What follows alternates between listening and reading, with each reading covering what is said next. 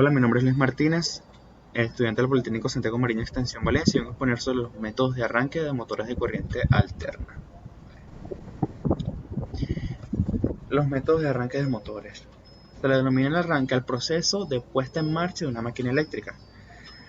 Para que esta operación se lleve a cabo es preciso que el par de arranque sea superior a la resistencia de la carga. De esta forma se obtiene un momento de aceleración que obliga a girar el motor a una velocidad cada vez más elevada, alcanzando el régimen permanente cuando se iguala a los pares de motor resistencia. Pero en muchas ocasiones el arranque del motor suele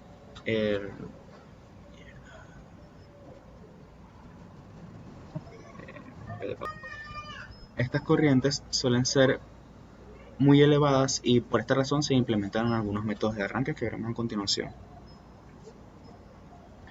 El arranque directo es el arranque más sencillo de todos, como se puede observar aquí en la imagen en la parte derecha de la lámina, y es el conectar el motor directamente a la red. Claro, el circuito está conformado por los dispositivos de arranque como el contactor y el dispositivo de protección, y al instante de cerrarse los contactos en el contactor llega tensión al motor y arranca. Arranque de tensión reducida por resistencias en el estator. Este principio consiste en arrancar el motor bajo tensión reducida mediante la inserción de resistencias en serie a los devanados.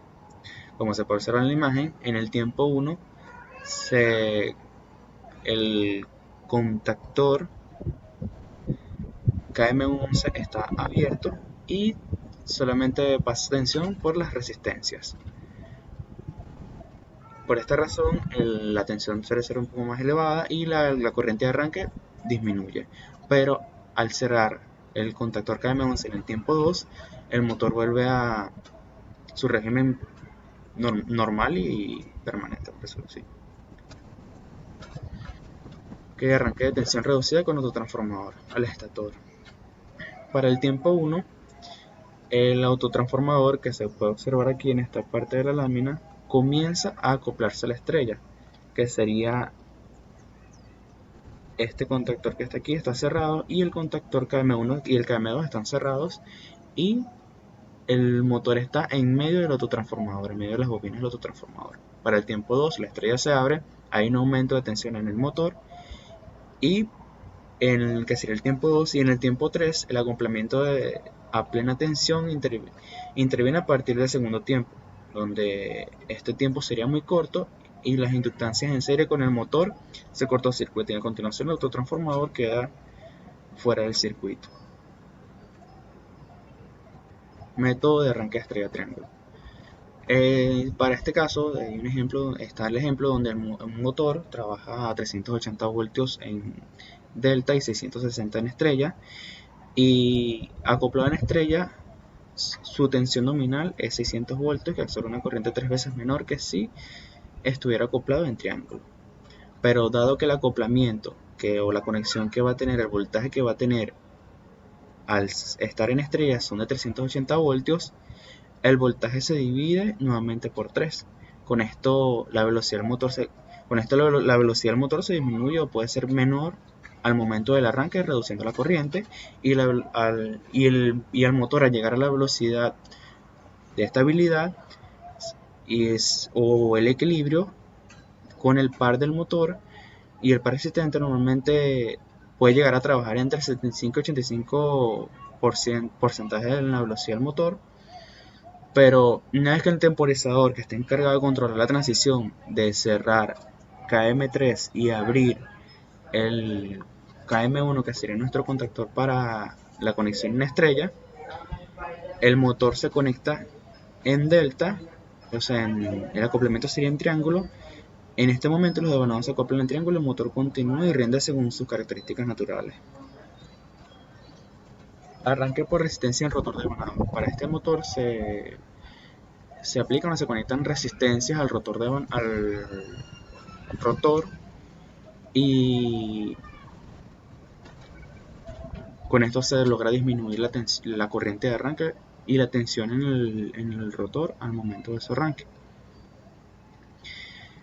Por consiguiente, esta serie puede ir disminuyendo y se van cortocircuitando hasta que el rotor llega a funcionar como un rotor de jaula de ardilla. Como se puede observar, en el primer tiempo se conectan todas las resistencias, están todas las resistencias conectadas. En el segundo se elimina la mitad de las resistencias y en el tercero se elimina totalmente la resistencia y el rotor queda cortocircuitado. Esquema de inversión de giro de motores. Este esquema es muy sencillo. Este consiste en conmutar el motor a través de dos contactores, uno para una dirección y otro para otra, cambiando la posición de las líneas y alimentando el contactor secundario, que es el que va a invertir, se va a encargar de invertir esas líneas para poder invertir el giro. La inversión del giro no suele ser directa, siempre se realiza cuando el motor está en stop y se va a arrancar. Y aunque hay métodos para invertir el giro, pero se requieren 40 milisegundos, un tiempo mínimo para poder realizar esa inversión del giro.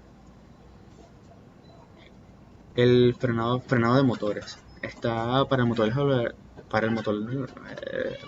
de jaula de ardilla, donde para obtener su frenado sin búsqueda se suele insertar una resistencia en serie con cada fase del estator durante el acoplamiento en contracorriente. En contracorriente quiere decir que se invierten dos líneas como en la lámina anterior, como si se fuera a invertir el giro, pero en este caso solamente se quiere obtener el frenado del motor.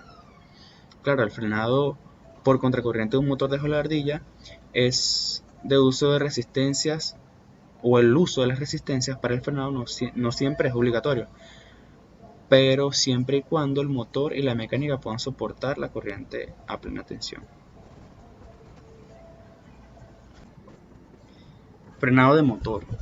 En este caso, para el motor rotor devanado se debe agregar 3 resistencias más para poder lograr el frenado, como se observa en la imagen del lado derecho. Por supuesto que para limitar la punta de corriente y de par antes de acoplar el estator del motor a contracorriente es obligatorio volver a insertar las resistencias al motor utilizadas durante el arranque. Aquí está el arranque, como se puede observar, el arranque y el funcionamiento, y para poder hacer el frenado invierten las líneas línea 1 y línea 2, y además de eso agregan las resistencias de arranque con la resistencia que se le suele llamar frenado. También, como lo dije anteriormente, es necesario añadir las resistencias de frenado, donde el par de frenado suele graduarse fácilmente mediante la elección de una resistencia en el rotor adecuado. Frenado por inyección. En este caso sería el frenado por inyección de corriente rectificada, donde el proceso consiste en enviar corriente rectificada al estator previamente separado de la red.